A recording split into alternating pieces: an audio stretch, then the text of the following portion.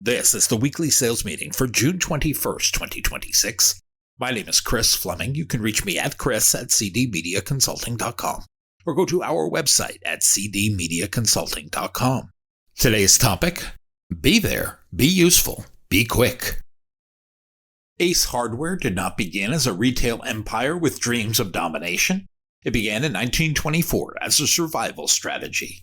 Independent hardware store owners were being squeezed by larger buying groups and emerging chains. Instead of selling out or closing doors, they organized. They formed a cooperative that allowed them to pool purchasing power while remaining locally owned. This structure mattered. It protected independence while creating scale where it mattered most. Ace was never built to be the biggest, it was built to endure. The cooperative model shaped where Ace grew. Each store stayed rooted in its own community. Owners made decisions based on local needs, not corporate directives from far away. They knew the houses, the weather, and the problems people faced when something broke. That knowledge could not be centralized. It had to live at street level. Ace grew quietly, helping local operators stay competitive without stripping them of identity or autonomy. As big box hardware chains expanded across the country, they followed the highways and the acreage. Massive footprints, endless aisles, parking lots that required a hike. Ace followed a different logic. They embedded themselves into daily life, near neighborhoods, near schools, near downtowns. They became a stop you made on the way home, not a destination that required planning. Convenience mattered, but familiarity mattered more. You recognized faces. They recognized you.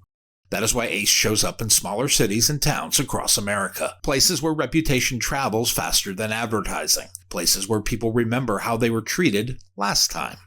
Ace did not outspend competitors, they outlasted them. They survived recessions, consolidation, and price wars by staying close to customers and relevant to real problems. They built loyalty through usefulness, not a screaming spokesperson.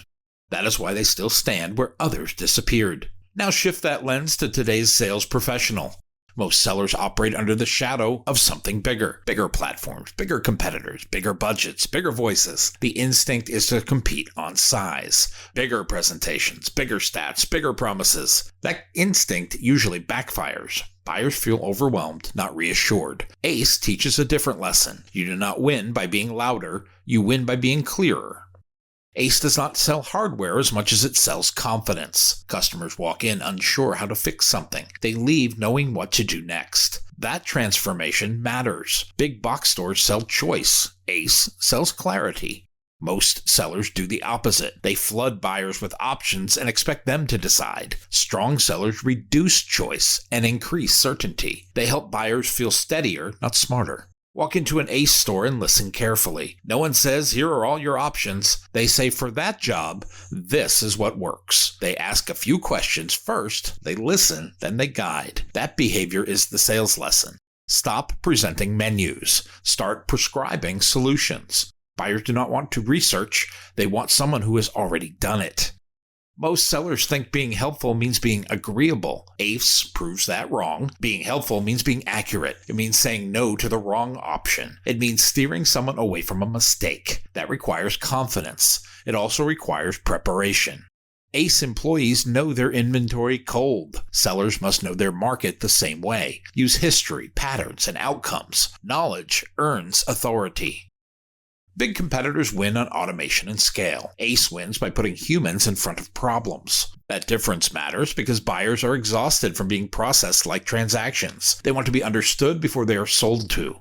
They want questions before answers. Sellers who rush into presentations burn trust fast. Sellers who slow down, listen carefully, and diagnose the real issue earn credibility.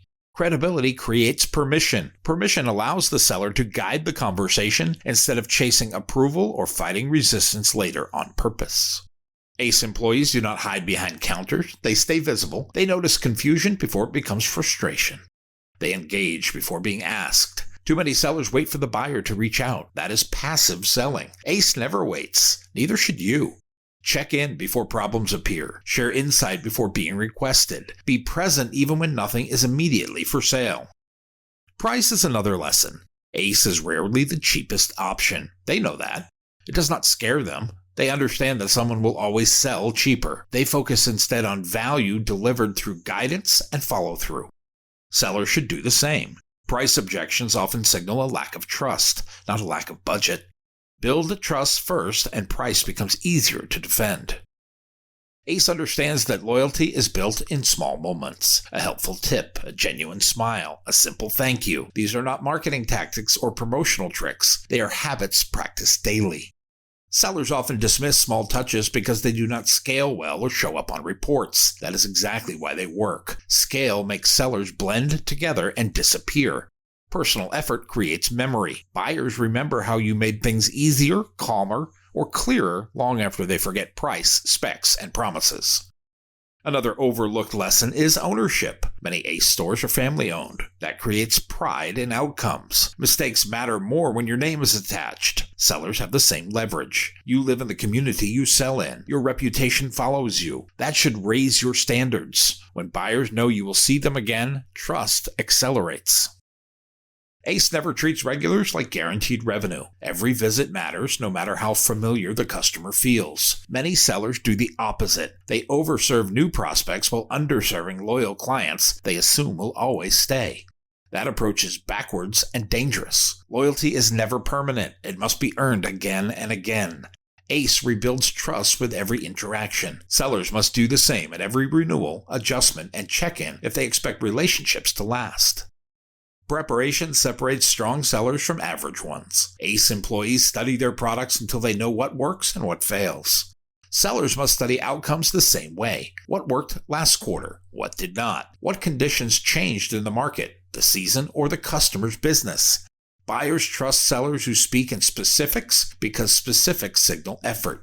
Generic language sounds like lazy thinking and recycled ideas. Specific language proves you paid attention, did the work, and care enough to be accurate.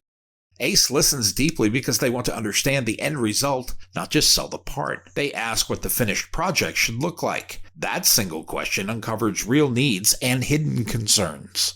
Sellers should listen the same way. Buyers often hide real problems behind polite, surface-level language. Stay curious without pushing. Dig gently without interrogating. Trust forms when buyers feel heard and understood. When people feel safe in a conversation, they open up more, commit faster, and are willing to spend more. There is patience in the ACE model. They do not rush people through decisions or push them toward the register. They respect the process and the pace of the customer. Sellers who apply pressure too early create resistance that did not exist before. They turn curiosity into defense. Strong sellers guide first and teach before they ask for commitment. They earn trust through clarity and calm. Closing comes later after confidence is built. Pressure feels efficient, but it's usually a shortcut that leads nowhere. Ace's real competitive advantage is discipline. Show up, be helpful, repeat. They do not chase dramatic moves or constant reinvention. Sellers often look for big wins through big decks, big offers, or big pivots. Ace proves that approach is backwards. Small actions done consistently outperform flashy gestures done occasionally.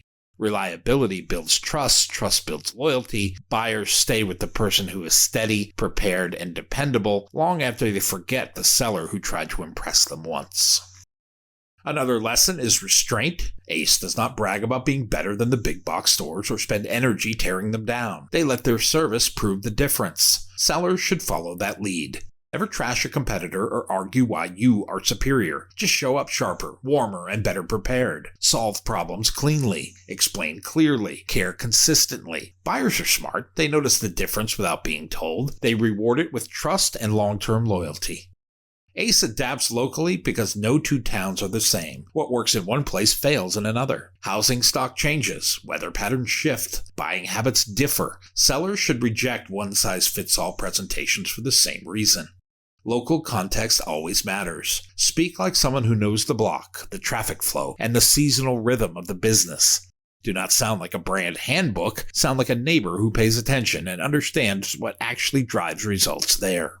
When the market tightens, buyers make hard cuts. Vendors who feel distant and transactional are the first to go. Partners who feel invested are protected. Ace survives downturns because relationships hold when budgets shrink. People stay loyal to those who showed up before things got hard.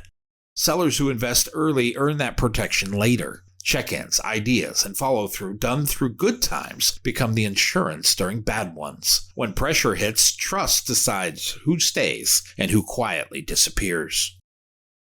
Now comes the mandate.